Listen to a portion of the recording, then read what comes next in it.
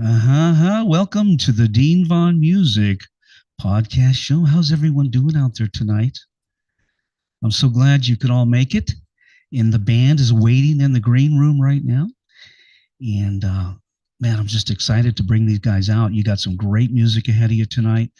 These guys are badass. If you like good, hard Southern rock, like Lynyrd Skynyrd on steroids, these guys are badass. So let me bring out the band. First, I want to thank the audience for joining in tonight to the Dean Von Music podcast show. Yeah.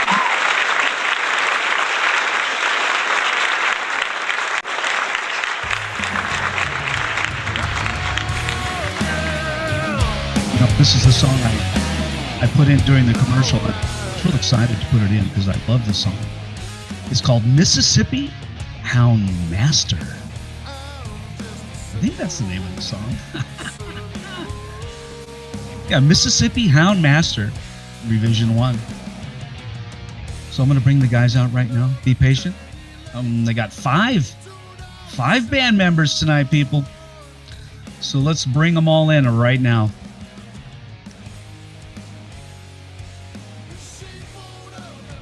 They come. Recording. We are recording. Sweet. What's up, guys? What's up? What's up? What's up? Playing some music for you. Can you guys hear that okay? Oh, it sounds great. I know. Oh, I yeah. know this band.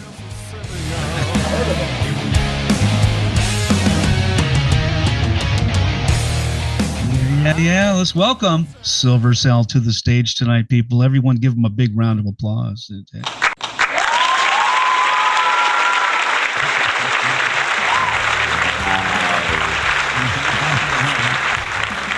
and Ricky. Got Daniel over there, Craig, and Steve-O or Saxon. What do I call you, Steve-O or Saxon, or doesn't matter? I'm not late for dinner. That's right. That's it. It doesn't matter. Steve-O's fine. Guys, how was your day? How was your day today? Long. I'm tired. Indeed. You and me both. You know, we're going to talk a lot about your music, of course. That's why you're here. And let me turn that music down just a little bit.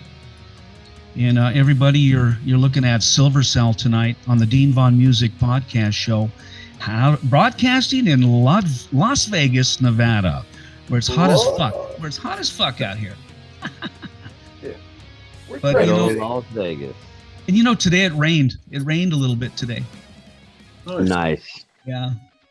So you guys are in Georgia tonight. It says born in the endless fields of Georgia, South Georgia, and raised in the big city. And tell me a little bit about, who do I pick on that's the veteran in the group over here for the deep questions? I'd say Ricky or Wally. Yeah, they're pretty deep. Ricky, I'm going to pick on you just a second. Tell me a little bit. Tell me a little bit about the origin of this band. Give me a little timeline. Are these guys all the original members, and who's the new guy in town? All right. So real quick rundown. It was actually myself and my cousin and our original lead guitarist who had a band. And we had another guy in the band named John Wagnon. He was the bass player. But we had a band named Splinter, and we went and did a little show in Pembroke, Georgia. It was a little outdoor festival. Nice. And we winded up meeting Wally Silver out there at that festival. He was doing a little solo acoustic gig. And I got his number and stuff. And then about 2 weeks went by after that festival, and we had the opportunity to go and open up for Molly Hatchet. Nice. So my cousin, he lived in Jacksonville, Florida, and he was the vocalist for us. So I called him up and says, "Look, we're going to get paid X amount of dollars. We can open up for Hatchet. It'll be on this day in Ludowici, Georgia." And he come back and says, "Man, I can't make that show. I ain't going to be able to do it." Oh, no. So I was like, damn. So I remembered Wally and his superb vocals. So I'm like, well, shit, I'm about to call Wally and see if he can do the show. And Boog was like, hey, man, if you can get somebody to do it, do it. So I give Wally a call. And he's like, yeah, man, I remember you. And I was like, well, would you be interested in doing a show with us, man? And he's like, well, what's the details? So I'm like, well, we're gonna open up for Hatchet. And he was like, well, fuck yeah, let's do it. And then he's like, when is it? And I'm like, this was on a Wednesday. He's like, when is it? And I was like, well, it's this Friday. And he's like, bro, what the hell are we gonna play? And I said, I don't know, but here's my address. Get your ass over to my house, and we'll write up a list of songs and hammer them out for the next 2 days. So that's what we did, and from there, Silversel was born, and it was myself, Wally Silver, Justin Myers, and John Wagnon. And then as the years went by, we winded up picking up Daniel and Mikey. And John, he had to go back to Texas. His father was having some issues, and my brother-in-law actually joined the band and played bass for a while, George Atkins, and then he decided he wanted to be a professional bowler. So that's what he did. And Okay. I had met Steven. We were doing a CD release party for Battlegrounds, and Steven was in a band, so we got him to come in and open up for us, him and his band. And they did a superb job. And Steven and I hit it off. We became good friends. And when George left the band to go be a bowler, Steven called me up because Steven actually wanted to be a drummer. So he hits me up and he's like, hey, man, you got any used drum equipment for sale? So I'm like, as a matter of fact, I got a double kick pedal and a couple stands. So he rides out to my house and I'm like, look, man, I'll sell you all this, but you got to come play bass for us, because he was the bass player in his band. There you go. Come and play. Yeah, So Steve, you're the bass player, Steve, right? Yeah. Nice. Yeah, he bamboozled me. I that was 6 years ago, and I've yet to set that kit up. So it's still sitting out in storage. Oh yeah. shit. And then after that, Justin, he needed to he had some break from the band, and Daniel stepped up and he became our new lead guitarist. And him and Craig had been in a couple of bands throughout the years together, and he introduced us to Craig. And so Craig Daniel and right Craig they're the guitar players, right? Yes. Daniel and Craig are guitars. Let me get everyone's position real quick. And Steve, you are the bass. Yep. Yes, sir. I got Danny, and then we got Wally. What are you, Wally? I'm the lead singer. I thought I recognized you. You're that guy in the front. Wally, you are badass. Let me tell you, you're one badass singer. Thank you. And so I've got two guitar players, a bass player, and a singer with me tonight. Ricky, what do you play again? I play percussion, drums. At least I tried to. You're the drummer. You know, I'm a drummer. That's my first instrument. I love the drums, and it helped me later in my music career. I'm a songwriter, so it helped me with my timing, right?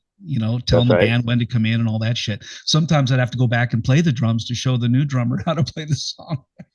Nice. I said, if I have to do that, then maybe he's not right for the band. But Ricky, it's cool, man. I want to thank you guys again for just showing up tonight. I just want to get to know you guys a little bit. I'm going to talk a little bit about your early records. I'm going to take you all the way back to the beginning, where and now are you guys the original members, kind of? Am I looking at the original members almost? Mostly. Okay, mostly. It's not important. And okay, and then I have written down so I don't get off track. Your first album under the name Silversel, and give me a rundown of that album and the single, the EPs to follow in the timeline. So take me back. Who wants to talk about the album, the first album? Go ahead, Wally. Wally, you're up. Okay. The first album we actually recorded that in Nashville, Tennessee, with Steve Grisham was our engineer from the Outlaws, Black Hawk. The guitar player for them, he actually recorded that album for us. We actually, believe it or not, he was friends with our manager at the time, and we stayed pretty much in his house for a week and hammered that thing out, man. It was originally written, believe it or not, in Rick's kitchen. That must have went well. We were all kinds of poor, balling on a budget, Yeah. But no, we got that album recorded, and and I mean, just absolutely super stoked about it. But yeah, some of the music, well, actually, no, pretty much all of it was written in Rick's Now, you kitchen. guys had a song called Where Angels Dare. Yes. Was that on that album? Yes, it was. That's Okay. actually the title of that album. Okay. The album, it's the self-titled album was Where Angels Dare. Gotcha. And then you were signed to Mira Vista Records at the time. That's right.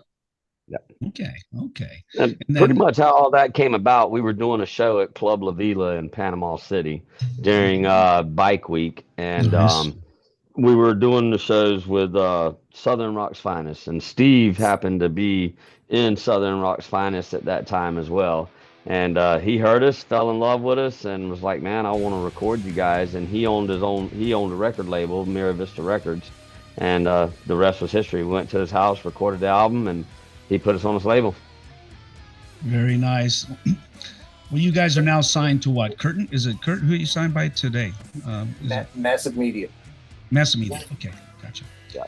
And the single off that album, Heard It All Before, and it caught the attention of the Grammy board. Now, I didn't quite know what to say about the Grammys.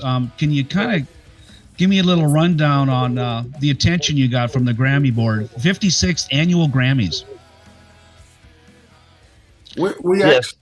We actually made what they call the short list for that one in several different categories. But basically the step that you make it to out of thousands and thousands and thousands of bands, you make it to it, and then you have the ones that are actually nominated. We made it to that short list before the nominations. Gotcha. Well, that's pretty nice to be recognized. I mean, you guys have been around for a while. When was the origin? What year did this band start? Somebody has the music playing in the background. Could you please turn it down? One of you, the music's playing in somebody's speakers. I don't want to have to mute. I don't want to have to mute you guys. Not my house. Okay, whoever's playing the music, just turn it down or put on some headphones. Because it's coming back. It's coming back. I can hear it right now. I'm gonna mute you guys. Okay, so here we go. Anyway. All right, let's get back on track. So tell me a little bit about what year did this band start? I believe it was around 2008 or 2009. 2009. Okay, and then you had to go through the whole COVID. You had to go through the COVID era. Yeah.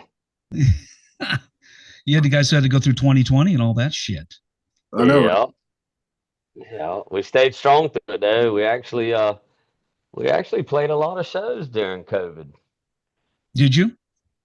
Yeah, I mean, people looked at it a little differently out down here in the South, and we did a lot of frat parties, and there was a couple of venues that still stayed open, and they still had live music, and well, we'd get in there and rock out.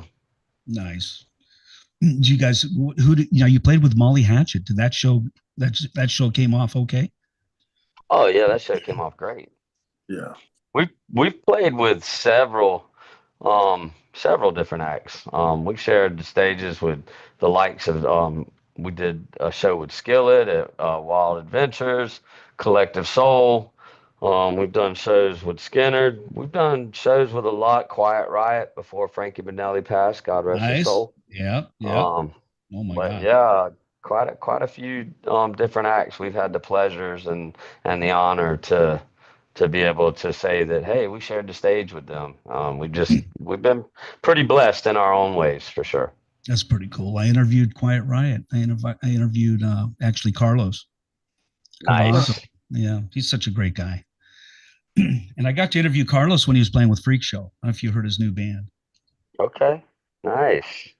He was talking about how he didn't get along with Kevin and Frankie. And I'm like, fuck, I always got along with my drummers. What the hell?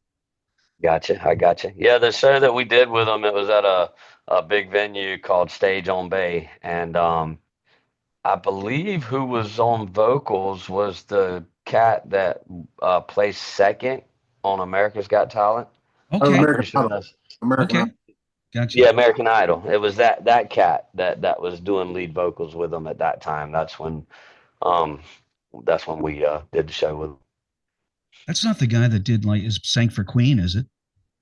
No, that's Adam Lambert. It wasn't that guy. That's right. That's right. That's Yeah, right. it wasn't that guy. He placed like second or third or something on one of those voice shows. There's so many. Guys, I got a video queued up. I think it's the Mississippi Hound video. Nice. Nice. And it's right off your website. And I want to play it for the audience just so they can get a little taste of what you guys are like. And if you don't mind, I'd like to play it right now. Good. Go ahead. I didn't think you would mind. All right, man. Here we go. Let's crank it up, everyone. I'm going to share the screen and let's give it a. Now your mics are live. Your guys' mics are live, so it's going to come through on the video. If you're playing the song or you're talking, it's going to come through. So, little silence during this music video so everyone can churn it up and rock out. Here we go.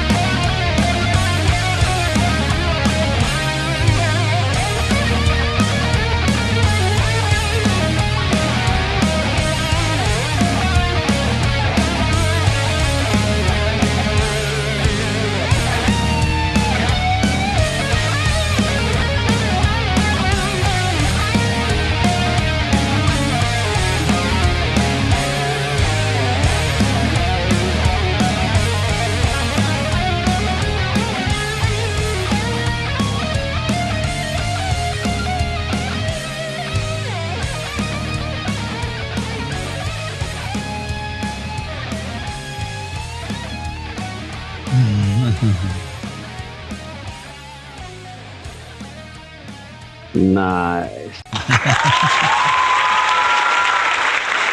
Very nice, guys. Very good. Thank you very much.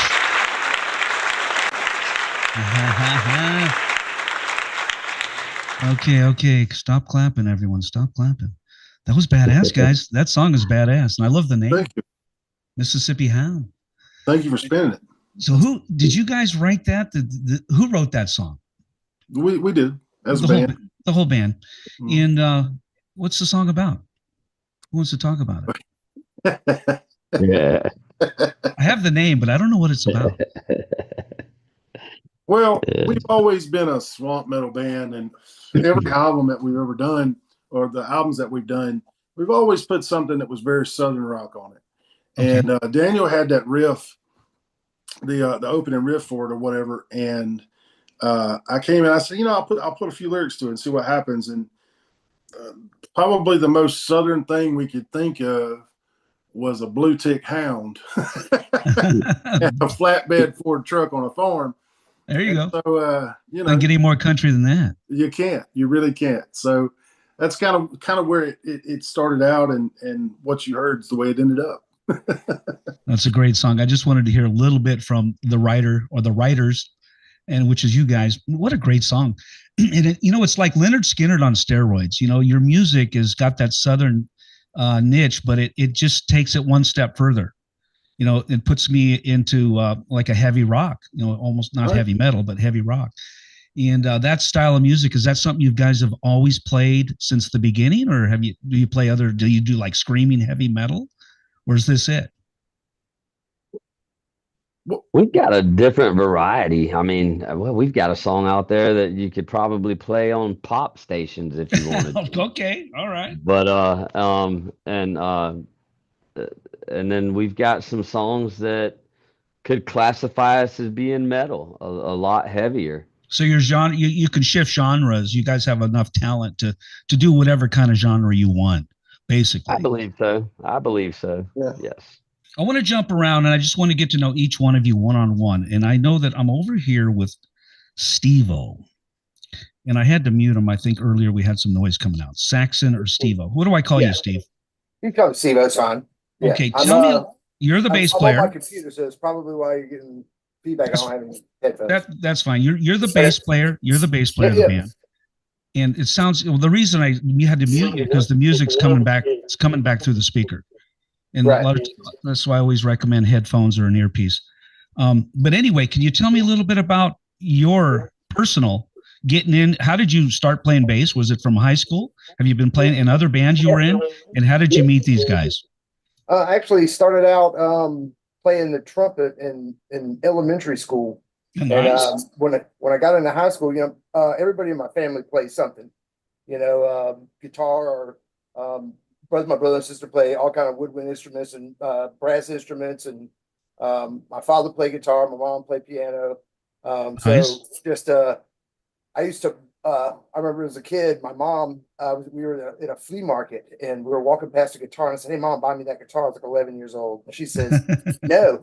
She says, "It'll sit in the corner of your room and you will never learn to play it."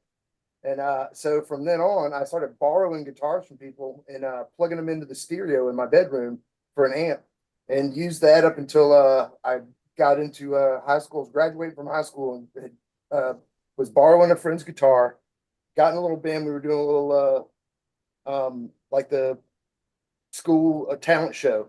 Okay. And we got the opportunity right before the talent show to go record.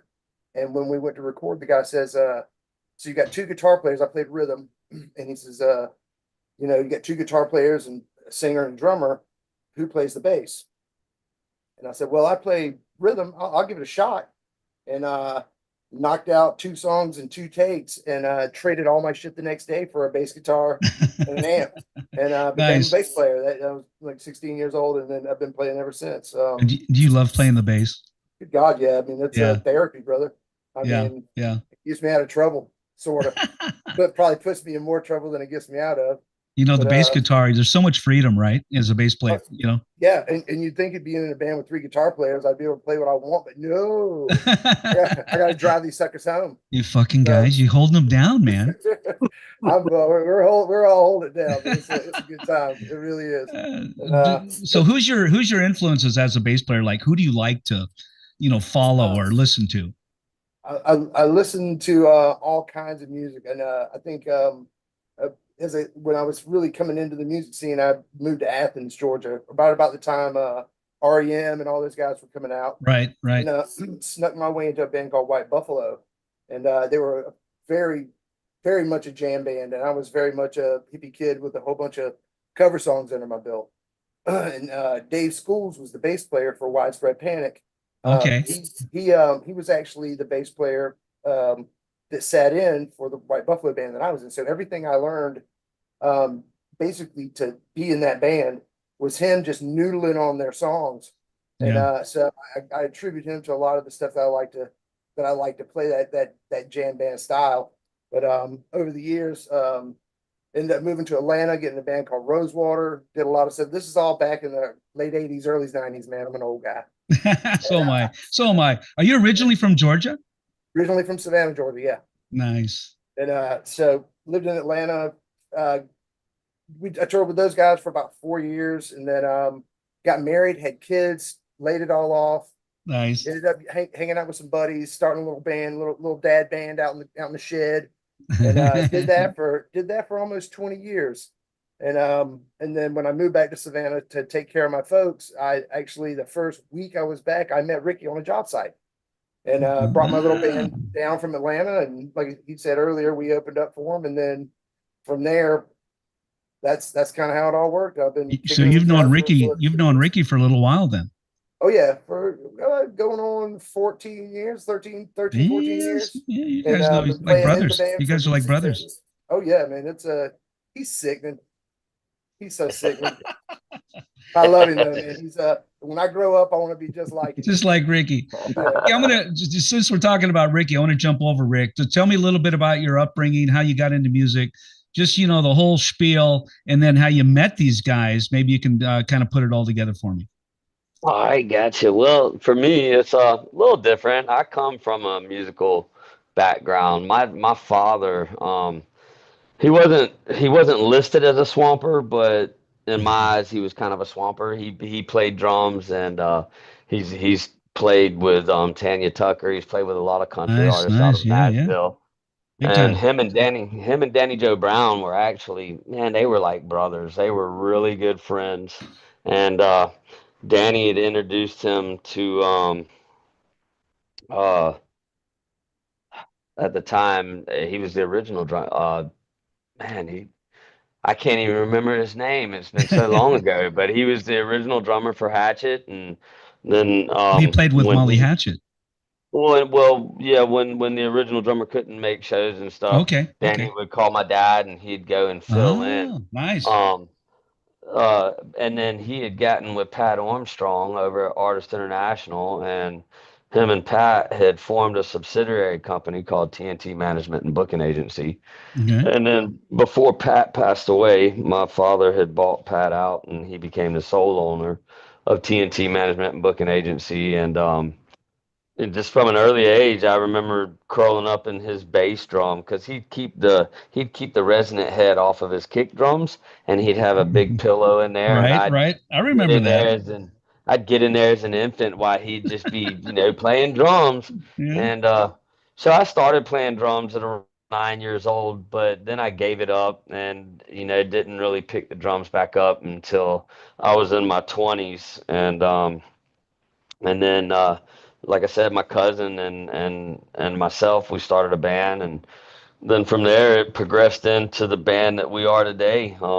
I explained how we met Wally and how we met Daniel, and that we were actually we were going through some issues, and we were looking to bring in another guitarist to replace one of our lead guitarists, and then that's how we met Daniel. Daniel comes in, and him and our lead guitarist, they hit it off. They became real good buds, and from there it just grew into the band that we are today. So your story is very much like mine. And Bruce Crump. Bruce Bruce, Crump was Molly Hatchet's original drummers. Bruce Crump. Yes. Okay.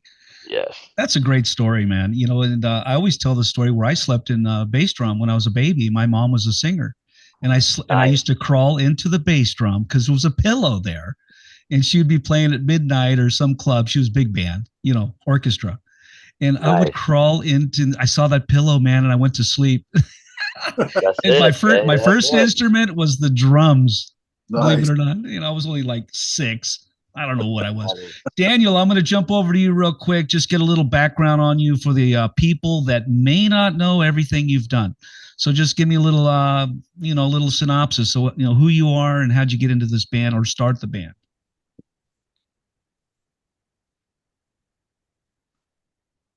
I didn't mute you, did I? Daniel, are you there? Okay, so say something, Daniel. I heard that. There he is. Just give me. There you go. All right, you're full screen right now. You got the stage. Tell the audience who you are. How you found these crazy bunch of guys. Sorry, where I would go. Probably 6 or 7. My cousin played drums. They have that way. He was born. Oh, speak a little bit louder or clear up the volume so they can hear what you're saying. Sorry, when I was about 6, I guess. My cousin played drums. Okay. He had me led Zeppelin and all the coaches on the ball, and I just wandered in there one day, and he started playing and was really good. I think he was playing Tom Sawyer at the time. You say Tom Sawyer? Yeah. Can you clear up the voice a little bit? It's all bassy. It's real bassy right now. Do you have an EQ on that thing? You might want to turn off your shocks, Dirty, and just talk directly into your mic on your phone. Yeah, just do that. That'll probably work. How about now? Yeah, there you go. We can hear you now. Is that better? Yep, much better. Go for it. Okay, so my cousin played drums, and he was really good. And I walked in, and he was playing Tom Sawyer, and it blew my mind. And I picked up the guitar. It was like a little acoustic guitar, and that just didn't work. So I tried the drums, and ended up actually being pretty good on them at a young age. And that kind of faded till I was about 13, 14. And I found an old guitar somewhere, and it was one that had the speaker inside the body. Oh yeah, I remember those. Nice. You remember those things? You could walk around and play and stuff. And like a pig nose or something embedded. Yeah, I can't remember the name of it, but it was pretty cool, especially as a kid stumbling across it. So we put some batteries in it, and I was walking around. I figured out "Bad to the Bone" and a Poison song. Figured out I had it. I think it was like. I love that, man. I can't remember. But yeah, I went and got my first guitar from like a Sears or J.C. Penney catalog or something like that. Right. It ended up being a collector's item. It was that bone white harmony that everybody looks for nowadays. Oh yeah. But yeah, it's gone forever. I traded that in for an old Dimebag Darrell looking guitar. It was like no name. And I started learning. Then I moved. I kept moving for some reason. Parents, family issues. And met Craig, bought another guitar. We decided we start a band in like 9th grade. That carried on till 1920. We decided to start playing out live a lot, and it just got better and better. I started buying better gear, and that thing kind of fizzled out. And had a little break, and Wally calls up one day, asked if I want to play guitar, and I was like, hell yes, I do. And from that moment, we've been, jamming, been kicking it, and it's increasing by the minute. It's great, man. It's awesome. You talked a little bit about playing "Bad to the Bone." Was Thorogood? Was he one of your influences, or did you just like to play that kind of music? It was before I really found rock. I liked classic rock and radio stuff, and whenever I picked up the guitar, that's just the first thing, and I was able to move it from my brain to the guitar. I don't know, Gotcha. first try, and it was just kind of simple. And from that moment, it's just taking off. It did start with that song. It's weird, but yeah. Bad.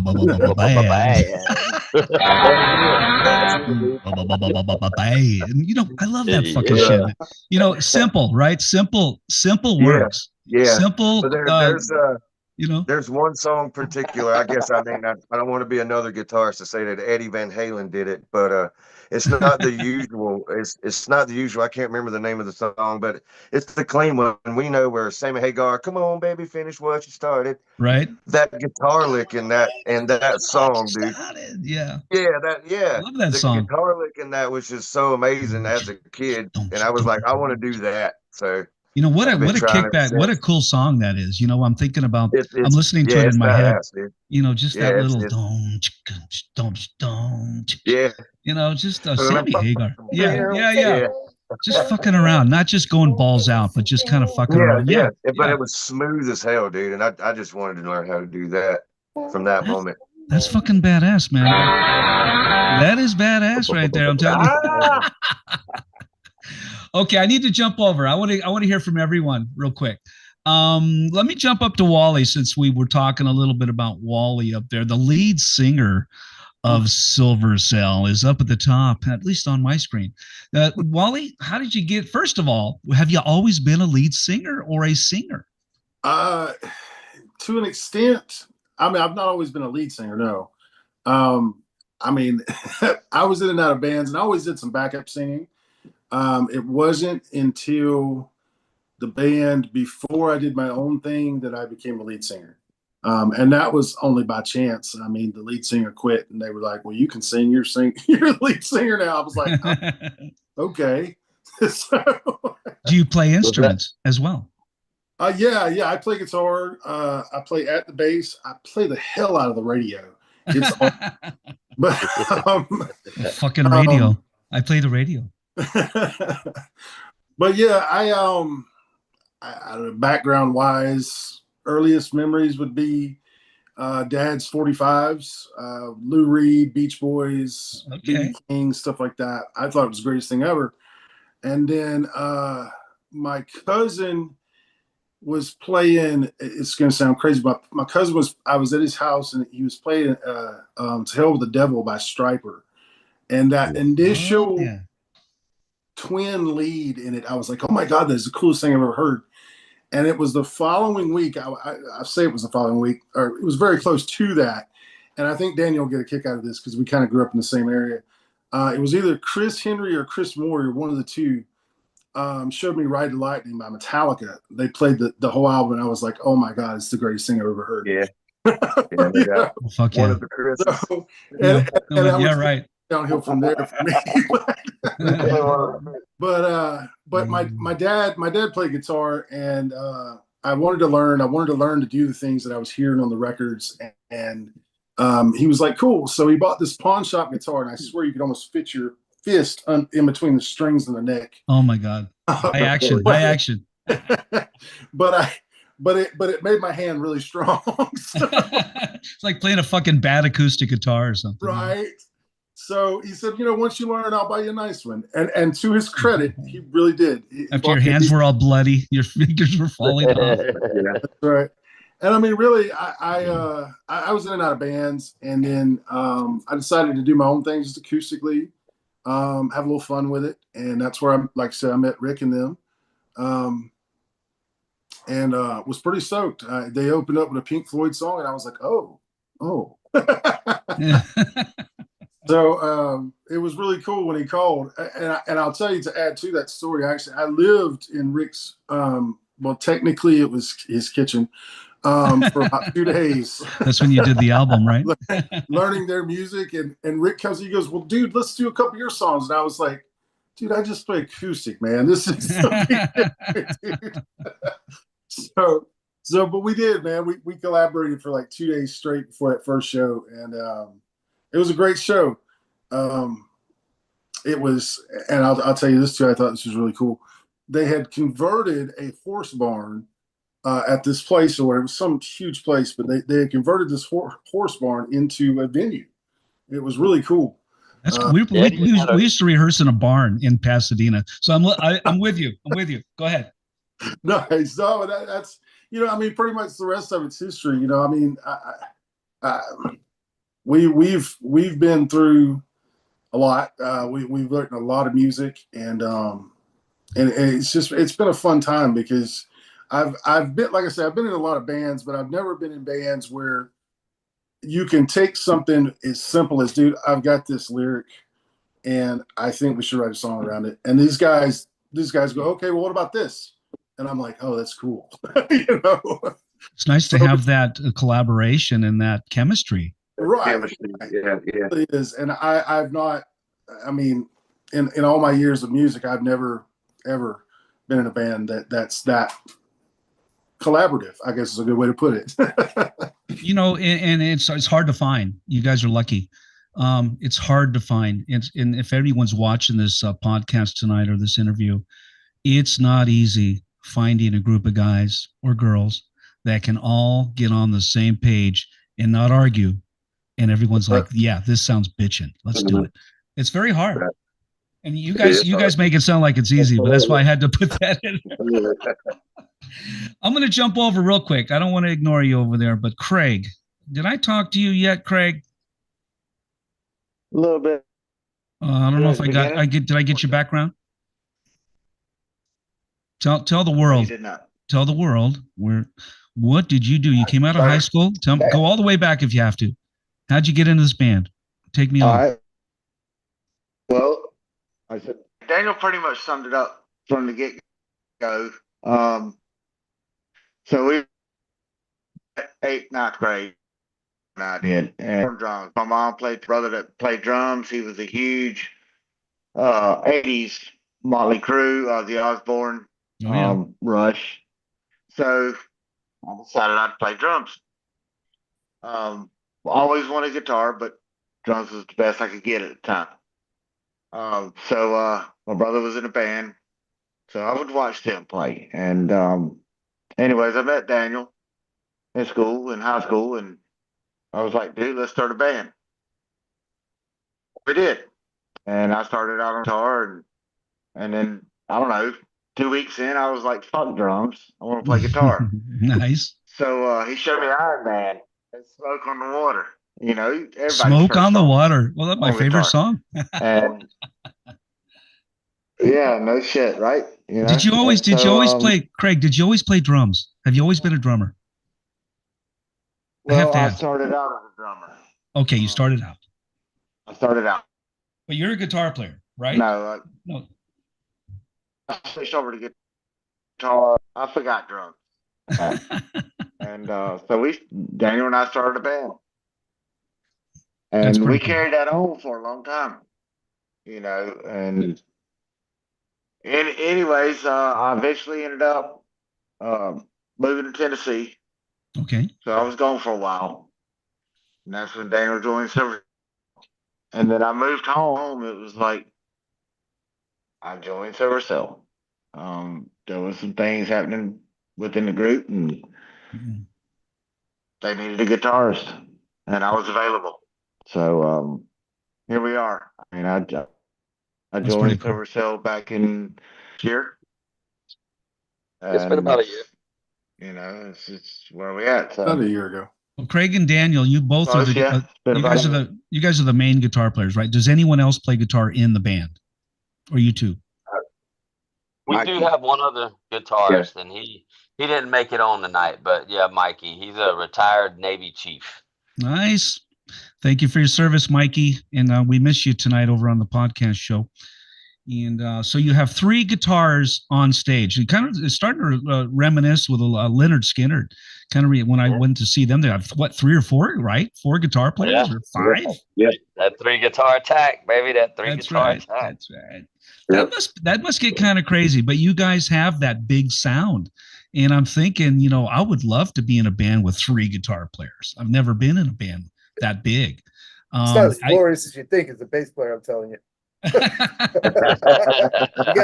gotta do shit to stand out, brother. I'll tell you what. I got you. You guys have some other videos I wanted to play tonight. I also want to let people know they can call in and talk to you guys. And I didn't show the screen yet. And anybody who's out there, by the way, guys, the chat room is filled up tonight. We have some chat on Facebook, YouTube, and Rumble and Instagram. So you guys have some people out there asking questions. I'll try to relay them in. If you have questions, please send them on the chat or call into the show, which I'm going to show the screen right now. And ask the guys anything you want. They said everything is off the table, or on the table, I'm sorry. On the table. On the table. Nothing You can to ask hide. nothing to hide. No skeletons in the closet. Laying it out. We And got the first caller into the show wins that beautiful ceramic glazed coffee mug with Silversel on the cover, and it's an 11-ounce coffee mug, and I will send it out to you first thing in the morning. But you have to call into the show at 669 area code 669-444-9171 in the USA. Meeting ID, you're going to ask you, 702-927-2226. One more time, country code 669-444-9171. Write that down. Meeting ID, 702-927-2226. And that's for the people that may not be watching the show, but listening. And I have the screen up right now. If you're watching the show, I have the screen, and that QR code you see on my left shoulder, which looks like it's to the right, it's right there. That QR code, if you scan it with your phone, it'll give you every phone number in the world. Over 100 countries: Brazil, Finland, Germany, China, Brazil, Australia. If you scan that code, you'll get all the phone numbers so you can call into the show and use your local phone numbers. And it also has every state in the United States. So I just can't put them all on the screen. So there's the QR code. Scan it with your phone. If you can see it, I'll try to go full screen. And talk to Silversel. Ask them anything you want. And ask them something I may not ask them. And if you're a fan, you'll know what to ask them. So, see, already, guys, somebody called in. Nice. You guys, okay, I'm gonna give you the area code. It's 860. You guys recognize it? 860. 860. We're gonna bring them in. Here we go. Are you ready? Are you guys ready? Here we go. We're bringing in the first caller tonight and the winner of that coffee mug. Here we go. Well, welcome to the Dean Vaughn Music Podcast Show. And please turn down your background music. And who do we have here?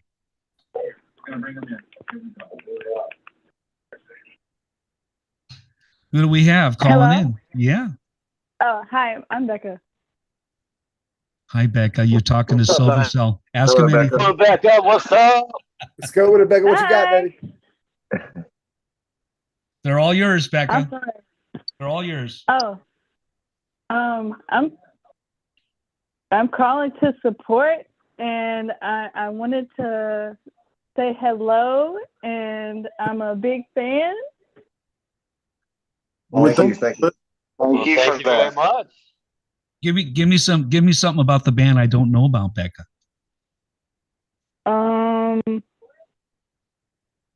Let's see. She has to dig deep, man. You guys are in trouble. I don't know. I know Wally's got a calendar right next to him. Wally, where are you at? Where's Wally? There he is. Tell me about the calendar. What about the calendar? I don't know. Mr. Firefighter needs a nice schedule, I guess. Sounds like you know these guys personally. Becca, give me a little insight. Tell me who you are. Just Becca. I mean, pleading the fifth. No, fifth's not allowed on my show. Not allowed. All right, Becca, where are you from? Talk to us. All right, a little insight on Becca when it's supposed to be about the Silversel. Come on, Becca, give us the dirt on Silversel. Come on, give us the dirt. I mean, there's not much dirt. I know about ball hammocks now. Ball hammocks? Did you say ball hammocks? Sorry. Well, did she say ball hammock? Oh my God. Are you wearing ball hammocks, Wally? Wally, she seems to know you pretty well, bro. No doubt, dude. It's on the calendar. Ball hammocks. Ball hammocks, huh? I keep ball hammocks on my calendar. That's pretty funny. Oh God. No, I wasn't supposed to say anything embarrassing. No, please say something embarrassing. We need some We laughter don't want over to be here. embarrassing. Now's the time for that. Oh, great. We need some excitement. We need some excitement over here. For a mug, you can No, be I- embarrassed. For this mug, you gotta earn the mug. I called because I'm competing with my sister, and I told her I'm very competitive and I wanted to be the first caller. So I my tie and woohoo! Well, you are the winner. You're the winner of the music podcast mug with Silversel on the cover, Becca. So you did win the mug. Sweet. But I need some dirt. I need something on the band. Give me something. Tell me about the live show when you go to see them live. How are they? I've been trying. Oh my gosh, I've wanted to go, but goodness gracious, it's so difficult. But you know, life happens. I'll see him one day. How about on the 27th there, Becca? I don't know. I gotta look at my schedule, my little fancy calendar that I copied somebody with. Where are you at? Where are you at tonight, Becca? Oh, I'm in Georgia. You're in Georgia. Where are you? Near the band? I'd say yeah, pretty close. You're not in the same room, are you? No. No. Oh, did you go to your room, Becca? I see. Oh, great. Steve-O keeps disappearing. I'm wondering if you're over there.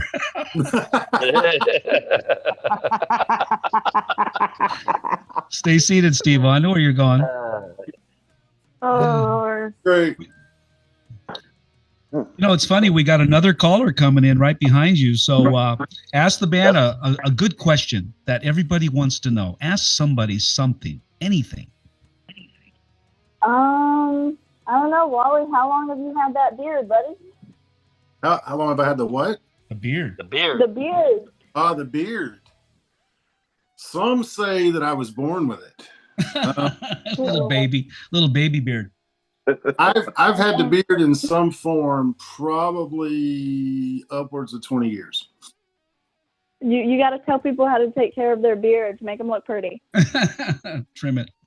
Trim it, wash your beard, put in beard oil, and use a wooden comb, not a You plastic. do all that? You do all that, bro? You don't use one of those picks, those little picks. Right. Yeah. There's Steve-O's going to his beard over there. He got a little goatee. Look, Craig's got quite a beard going on. A little bit. Yeah. Yeah, I like it. Looks great. Grew that right after the Emancipation Proclamation.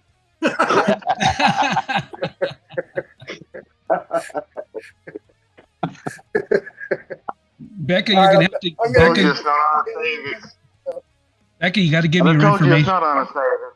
Becca, you got to give me your information so I can send you out that coffee mug. Can you email me?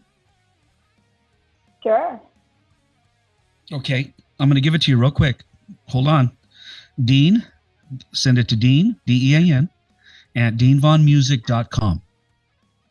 Okay, send me your address. deanvaughnmusic.com. DEANVONMUSIC. I want to send you out that coffee mug, and we have another caller coming in. So, do you have any more questions for these sexy guys? I do not think so. Are you sure? Absolutely. Positive. Are you sure? Bye.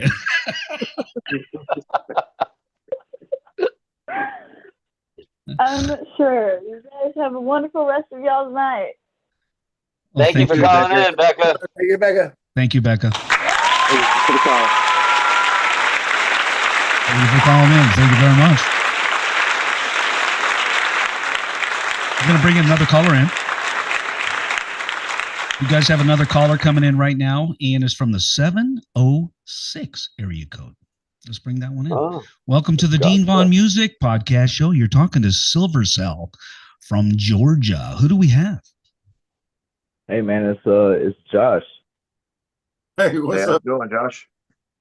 So, Josh, Going on, Josh? I'm all right, man. How y'all doing? doing great. Awesome, brother. Welcome.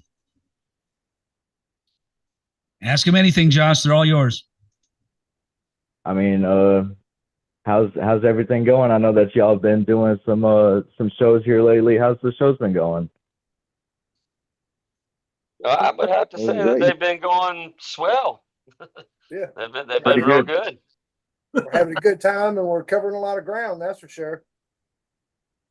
That's awesome, man. That's so sweet to Yep. hear, man. Yeah, the calendar's filling up. That one next to Wally. Next to the ball hammock. Yeah. That's how we judge whether we're going to play or not. Gonna juggle the balls, man. Yeah. Depends on how low the hammock sat. Is that what shows we got? Josh, ask him anything, man. Are you friends with these guys? Tell me your background. How do you know the band? Yeah, I know the band. I know Daniel, I know Ricky, and I know Wally. Nice. I know Wally really well, actually. And, I actually back in the day that I've seen these guys practice just in an attic, man. And it was so sick to see the covers that they did and how good they did them. And it's awesome to see the way that they're progressing throughout their music. And it's so sick, dude. Nice. So Appreciate you were kind of there in the beginning, right, Josh? No, sir. I mean, well, when I found out about Silversel, it was about 3 or 4 years ago. Okay. Yeah, man, it's just Are they as badass as their recordings? I mean, on stage, do they sound like their recordings on stage? Oh man, they're sick, dude. That's what I thought. Appreciate Thank you. that. Appreciate that. Thank you, my brother. Hey, Josh, I want to thank you for calling into the show. You just missed the first caller. You almost won the coffee mug. But, Oh man. if you keep watching the show, you get the first caller in, you win that coffee mug. But Yes, sir. Go ahead. Go ahead. Any other questions for the band? No. It's just compliments to the band. You guys are doing awesome, man. And man, y'all just keep going and rocking on, man. Thank you, Appreciate man. it, brother. Appreciate Thank it. you. Fuck yeah. Brother. Thank you, Josh. Brother, thank you.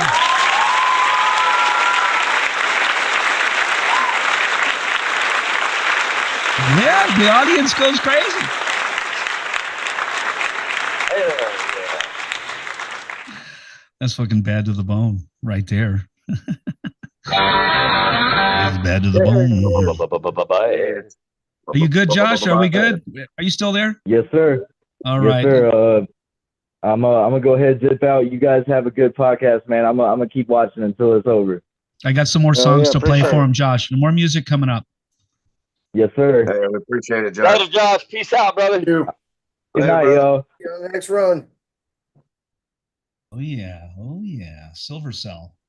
You know, I got some great songs. I got some more music, you guys. Do you mind if I play another video for the audience? Run it, brother. Run it. You Run it. Hell yeah. insist. Josh, you still there, or did you hang up? Sometimes I have to ask. Yeah, I'm still here. Go ahead and hang up because and then Yes, check out sir. this. Yes, sir. That way you can watch this video. Are you ready? Let's see. Now I've got all Out of Rocks. Now I saw you guys. Oh, hell yeah. Yeah. Nice, That looks nice. okay. So go ahead and hang up, Josh. To hang up the phone if there. And I'm gonna John play. was shaking. Okay. So tell me who wants to preface this song for me, and tell me a little, history. When was it written? All that. That'd be a Wally question. Yeah, well, Yeah, it was written in 2014. yeah, this song was written a while back.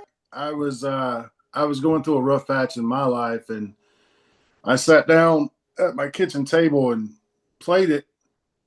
And when I wrote it, and we went in to do the Battlegrounds album, the engineer Shane Baldwin was like, dude, I need a ballad, man. We need a ballad. And I was like, well, I've got this song. And the band had played it a few times, and we'd put it together a little bit. And we played it for him. He was like, my God, that's the one. And but a fun little note about this song is Outta Rocks is actually a throwback, or what, I don't even really know what the word is for it, to the movie Forrest Gump, from the scene where Jenny's throwing rocks at a house and she falls and Forrest says, I guess sometimes there aren't enough rocks. Yeah. And that's kind of where I was in my life at that point in time. There just wasn't enough rocks. And so I felt like, and the band felt like, they're like, dude, this is the song that we need to put right here in the middle of this album. And that's what we did. And the rest is history, man. It's been a pretty good hit for us. Well, let me play it. Let me play it for the audience. Absolutely. Let's play it. All right, here we go. And turn it up, everyone. Turn it up. Crank it, crank it, crank it. Here we go. Let's go.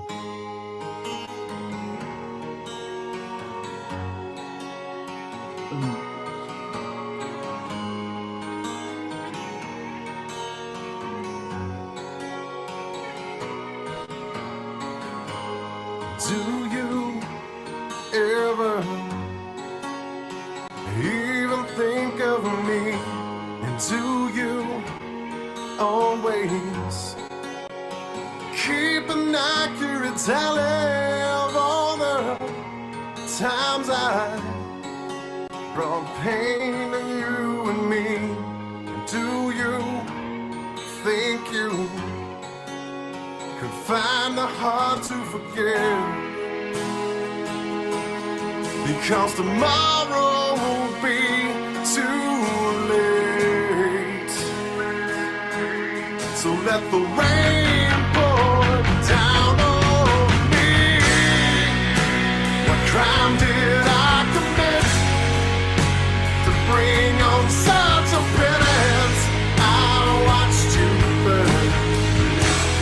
I watched you burn.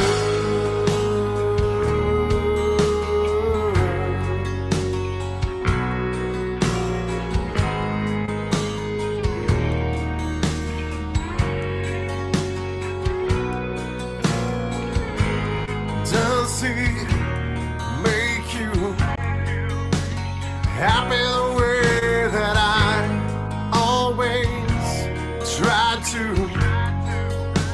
But always in it to try, I gave my all, and somehow watched you fall. So my words fail me, and goodbye says it all.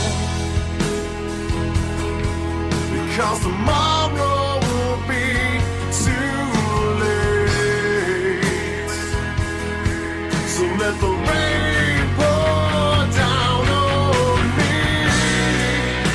What crime did I commit to bring on such a penance? I watched you burn, standing beside me.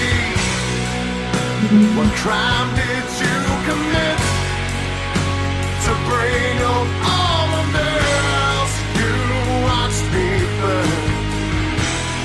You watched me burn. And now we stand here, hand in hand, to watch the whole thing burn to the ground.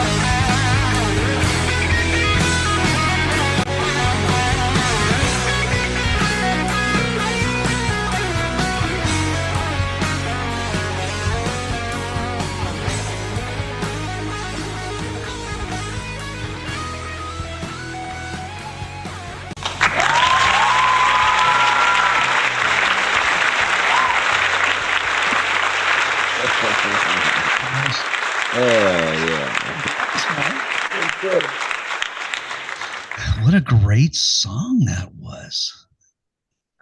Who wants to talk a little bit about what's that song about? Wally, we're gonna let you tell this story, brother. Well, Wally? I'll give you a little side note. Great singing, by the way. Wally, I want to tell you, your voice is incredible on that song. But Thank you so much. Tell me what it's about. Basically, it's just about being. They say sometimes you got to rock bottom, and that's really what that song's about. It's being at the bottom and trying to find your way back up. Is probably the easiest way to say it. It's a song of love and lost and finding your place again. Like a song of hope. It's a song of hope. Yes. Yes. Coming back and you just for the people that fall down, get back up and make it even better. That's right. You know, life is a challenge. It's a constant challenge, and we just got to keep getting back up and make it count, right? Make everything. That's right. Every day. It sounds like a heartfelt song. That song touched it almost. I could see some people out there crying over that song. Just you're looking at one of them right here. When I first met these, I was a little side note. Yeah. I before I actually got in the band, when I first met Rick, I would follow him around, go see him at different venues and stuff. And one of the things that always surprised me is every time I'd hear a song, somehow Wally had tapped into my brain and written a song about something that happened in my life. And that particular song, I'd been in a very toxic relationship and just could not break away from it. And that song, to this day, I still have a hard time playing without crying. So it's you put a lot of passion. I mean, you feel the song, man. You guys don't just play it; you feel it. You know, it's a lot of passion. I think that's what makes a great rock and roll band. Look at the great rock and roll bands. Metallica, some of the bands that really feel their music, and you can hear it. You can hear it in the music that the band really put their soul and their heart and soul into the song. And you guys are one of those bands. You're right up there with the biggest, man. And I expect to see you guys on the top of the charts here very soon. You're still a new band. I mean, the bands have been playing 15, 20, 30 years before they have a hit song out there. That's right. It's when you quit is when it's all over. That's right. You can never quit. We can never quit. Oh, ain't no quitting brotherhood, brother. Ain't no quitting in these bones. No, now, not at all. Somebody in the chat room mentioned the other song I have on my playlist. There's one called Whiskey Hay. Yeah. And then what did I do with the freaking? I lost it. I got to get back your website. I had it a minute ago. I keep wiping shit out. But your songs are so powerful and they're so big. They're big songs. Even the ballads are big. And when I say that, I mean the guitar sound, the drum sound, and then it comes down. And then the feeling of the song, the acoustic guitar and the vocals are so powerful. If I had to review this song, the vocals really put it over the top as far as perfect pitch and holding those notes and the band behind it, just bringing it up and just the power behind it and the crescendo and the emotion. You know what I'm saying? And I hear everything. I would have to, at the end of the day, we get together and we write the songs, and Wally, it's no secret, Wally writes 99% of the vocals, and then we come in and we put all the music behind it, and then we'll go and I just have to give this shout out real quick to Shane Baldwin. When we met him, it was kind of funny, real quick rundown. We went to Muscle Shoals to Fame Studios to record the album Battlegrounds, and we got in there, and man, great people over there. John Gifford was the engineer at the time, and he was doing a great job, but it wasn't the sound that we were trying to achieve. The sound was different, right? So right. We hammered it out for 3 days, and then we was just like, yeah, man, it's just not a good fit. So we left. We come back home, and I was actually helping a buddy of mine build a studio, and Frank Farr, great guy. And I was telling him, man, we need to find a good studio that we can get into that can really pull out what we're looking for. And he told me about Shane. So we went down there and we met Shane Baldwin. At the time, it was Elevated Basement Studios. And man, he jumped right in, and he's been on the scene and he's been around for a while. He's worked with Greg Allman from the Allman Brothers bands. He's worked with several other cats, and he would push us to our limits. He said, nope, you can do it better, hit it again. Nope, you can do it better, hit it again. And so I just got to give my hats off to him. Big shout out to him. Shane, if you're listening, brother, we love you, and we're loyal. We'll always stay with you, baby. Thanks, Shane, for pushing them to the limit. You know, it's kind of like when you're working out, you can do three more reps, you know. Yeah. You can do it, you know, and you almost need that encouragement, you know. And I've been in the studio many times. I'm a lead singer myself. And I remember somebody saying, Dean, you need to do it again, but do it with passion. Do it this way. Do it that way. We just need a little kick sometimes, you know, a little encouragement to push you to your absolute limit. Because I think our minds say, I can't do this. I can't reach that plateau. And then someone says, yes, you can. Isn't it funny how it affects us, right? You know? Yeah, and he's great at that too. John, what's his name? Shane? Shane Baldwin. Shane Baldwin. Yep, Thank you. Shane Thank Baldwin. you, Shane. He's kind of responsible for making Silversel, it sounds like. Oh, without a doubt. I got to give him credit for it. He's a hell of a guy. You guys have a couple more songs up here on the video, and you have a song called Shine, and a song called Whiskey Haze. And out of those two, I'm going to play them both, but which one do you want to play first?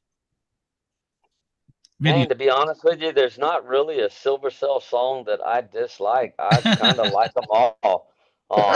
Okay. So I mean, you pick, brother. Okay, how about I pick it? Yeah. Ooh, I just gave it away. Sorry. Yeah. I didn't want to give it away, man. All right, so the audience that heard that, you know what song I'm going to play, right? Okay, I'm going to play a song by Silversel, and then we're going to talk a little bit about it when we're done. And I want you to crank it up. Sure, if you got a bitchin' stereo, you're in your car, I don't care. I want you to crank the shit out of it because the sound. Absolutely, crank this shit up. Crank the shit out of it, man. And I got the entire band, Silversel's here on the Dean Vaughn Music podcast show, and we are having some fun tonight. And we're broadcasting in Las Vegas, Nevada, and we are talking to Georgia. So we're getting out there tonight. And so I'm going to play this song, and I think it's called Something Haze. I got us. Yeah, you figure it out. We're going to play it right now. Are you guys ready? Hit it. All right, listen.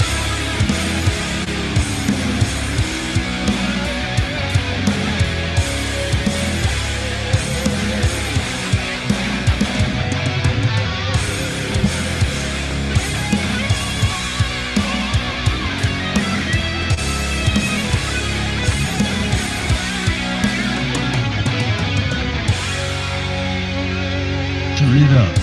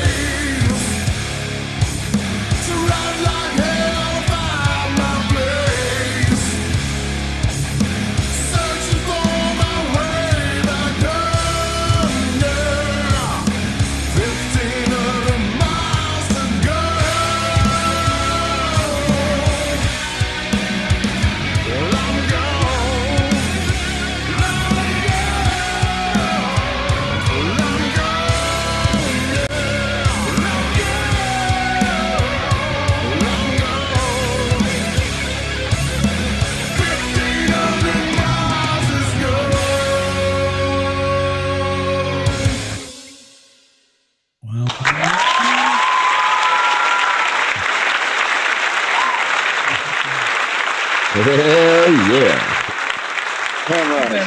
Badass, huh? That's some badass shit, guys.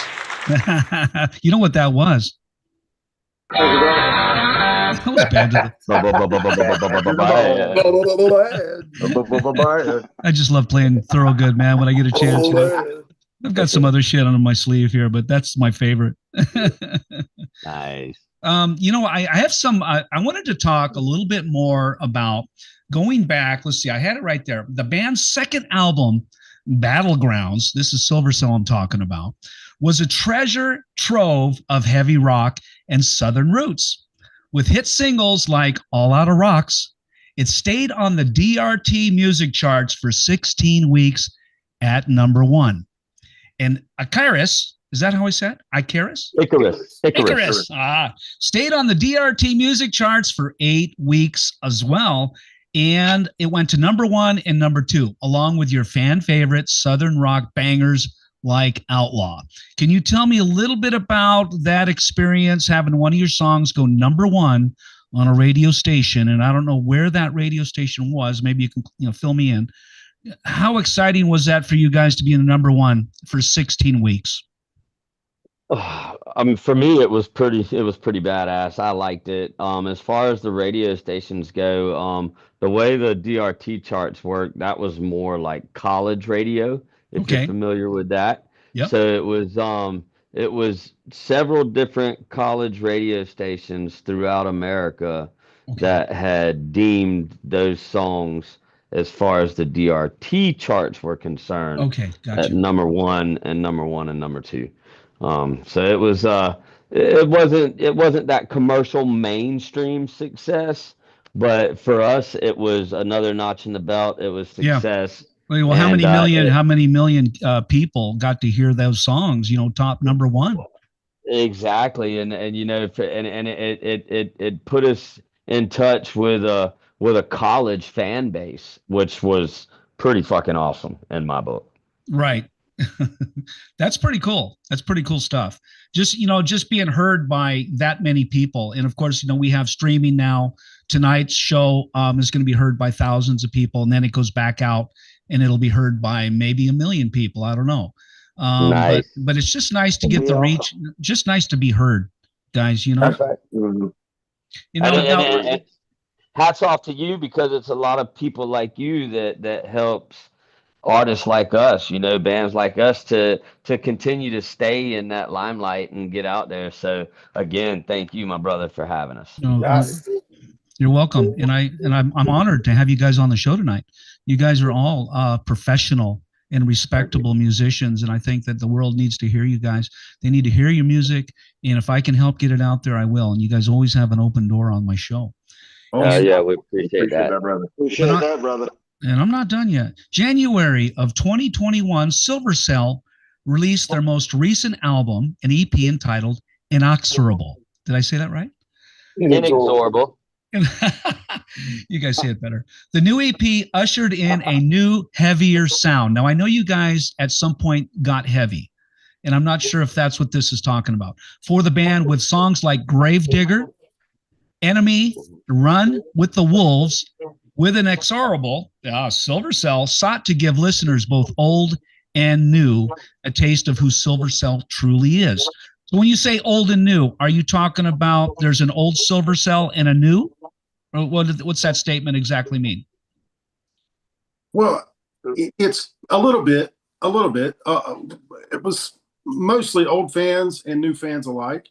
But at the same time, we kind of changed with Inexorable. We changed the way that we wrote.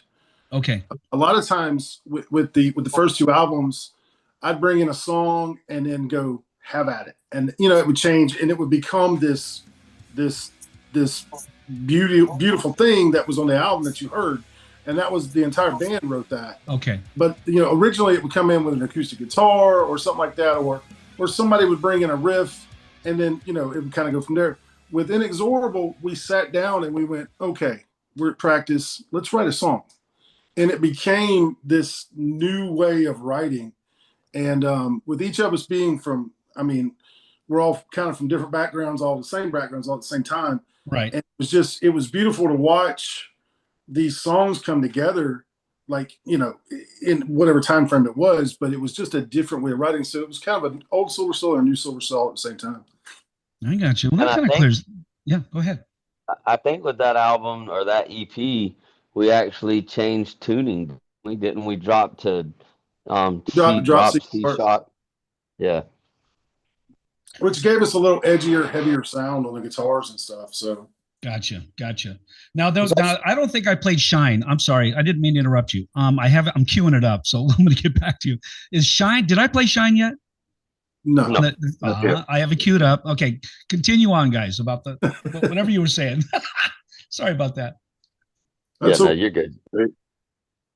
I'm just queuing up Shine. If you guys want me to play that, because I want to get it in before we start talking about the rest of your career, because you guys got more stuff to talk about.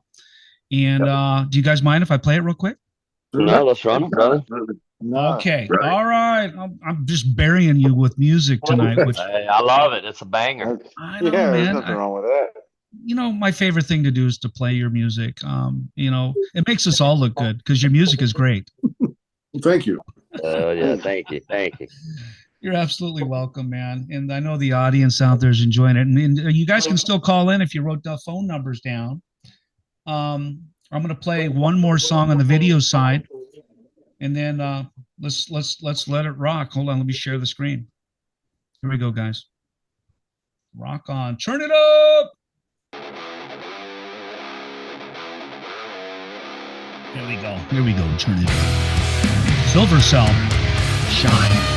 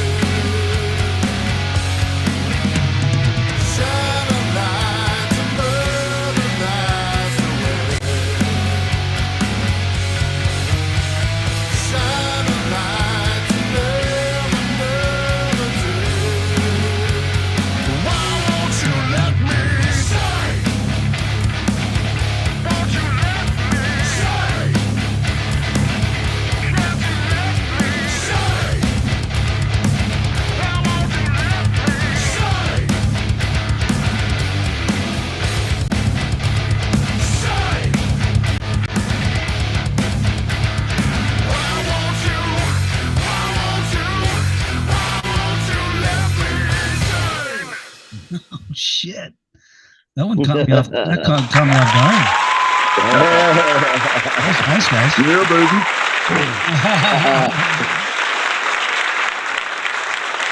Like it. You know, I'm looking over at the chat, guys, and there's a guy named Casey out there. He loves your music, and he's saying play Outlaw. Okay, yeah, Outlaw's a good one, but I don't think you're gonna find Outlaw. You're gonna find. You won't find out. Casey, unless you send it to me, I can't play it right now. But I can play. Well, I played all three that I had on my list tonight, and man, let me tell you, that right there, that's an EP that can just go out right there. Those three songs, and you could sell 1 million copies. You could sell 1 million copies tomorrow. Yeah, well, we appreciate that. We do have two more that are coming out with that EP, so that's what we're working on now. Yep, we are currently in the studio. I forgot to bring in the screen. I'm sitting here talking to Casey over here. Now the chat room is full, guys. We got a lot of people over there. You got a few fans. I'm looking at. Let me see here. Let me take a peek. I'd just like to include. We got. Well, gosh darn it. Okay, never mind. I'm looking at YouTube chat right now, but we also have Rumble, we have Facebook, we have Instagram, and YouTube, of course. And you guys got a lot of fans out there. And now we're going to get into wrapping up the show here pretty soon. I have one more thing. It says, I have these like charted out so I don't forget. Presently, Silversel is working on their 4th studio album. Okay, I don't know how new that is. And they have released 3 singles to date: Whiskey Haze, Mississippi Hound, and Shine, that we heard tonight. So what's your plan for 2025, guys? And what can your fans expect to see and hear from you in the near future? So maybe give me your gig dates and maybe upcoming songs or an album, and how can they get your music and send them to the spot that's going to make you the most money? Nice. Who wants to answer? Who wants to answer that? Well, I'll take heed and answer one of them. As far as gigs go, we have the 27th of this month, September, will be in Jonesboro, Georgia. It's right there on the outskirts of Atlanta. And then October the 11th, we are in Augusta, Georgia. Augusta. And then October 25th, we are in Arkansas. Is it Jonesboro, Arkansas? Yeah, Jonesboro. Jonesboro, Arkansas. Yeah. October 26th, we are in Memphis, Tennessee. Both of those Nice. dates, we are on the bill with Scotty Austin. Scotty, I love that guy. Yep, Yeah. he's awesome. A little We bit of played a Billy few Idol shows in with- there. Yeah, we played a few shows with him before as well. Rebel So he's a yell. great guy. Me and Scotty had a then, great interview, man. He's a fun guy. Nice, yeah. And then November the 14th, we're doing a charity. That's the Toys for Tots. Okay. And Toys for Tots. Yeah, Toys for Tots. Getting towards the holidays, right? Getting towards the holidays. Yeah. So the date, and the dates are still coming in. So we'll definitely be in those cities. If you're in any of those cities or close by, come out and check us out. We love to make new cellmates, and we love to just have a hell of a time and party. So Now all the gigs are listed on your website. Is that right? Yes. they should be. Well, most of them. Silverselband.com, correct? That is correct. I'll put the links at the bottom of the show on Silversel Band, SILVERSEL band.com. And you can find all of their music, all of their videos. That's what I'm doing tonight. I'm relying on the website for the latest and greatest. And they got the bio up there. They got everything, the videos, the music. And you can contact them and you can subscribe and become a fan. So get on there and talk to Silversel. These guys are awesome. And they have a huge future ahead of them. So you want to get in now so you can still talk to them, because they're going to get so big you won't be able to talk to them. You won't be able to reach them. Yeah. They'll be on the plane. They'll be traveling all over the world. I have some friends in Tennessee. You said you're playing in Memphis. Do you guys provide your own tour? Do you have to I can imagine it's costly. Do you have like a tour bus, or do you guys all just get on a plane and show up? As a matter of fact, we do have a tour bus. So, nice. We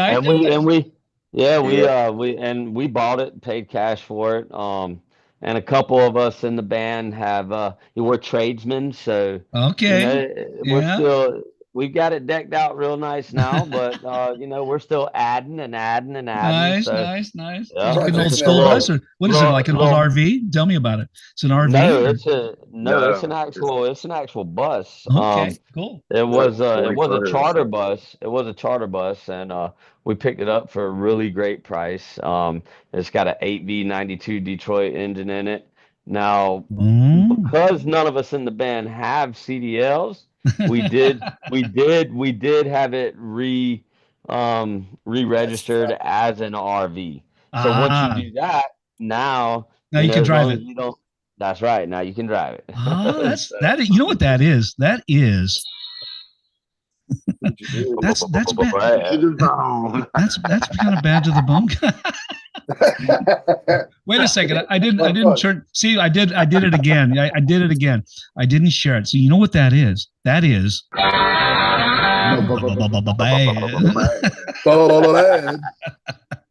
Yeah. Oh, what does that song get me going? Anyway, you know, and so we're heading towards wrapping up, and I just want to thank you guys for doing the show tonight. And we're heading into the final hour here. Well, definitely thank you for having us. And as far as new music goes, real quick, we do have some new music that'll be being released very soon. So keep your ears to the radio and Okay. keep up with Silversel, and you'll definitely hear some new tunes coming out real soon. Very soon. Okay, everybody, and at the end of the show, there'll be some links. I'll put them in, and then this show goes back out to Spotify a couple days later. So you will find it on YouTube tonight, Facebook, Rumble, and Instagram, but mainly YouTube. And you can watch the show over again tonight. It takes a while to process, and then I'm going to re-edit it, clean it up, put in some goodies, and send it back out to 105 countries. Very cool. Hell yeah. Thank you. So I want to thank you guys for doing the show, and good night. And thank you everyone for watching the Dean Vaughn Music Podcast Show. Give it up for Dean Vaughn, baby. Dean Vaughn, you rock, brother. Give it up. Give it up. Thanks, guys. I appreciate it. And good night. Thank you. Thank you.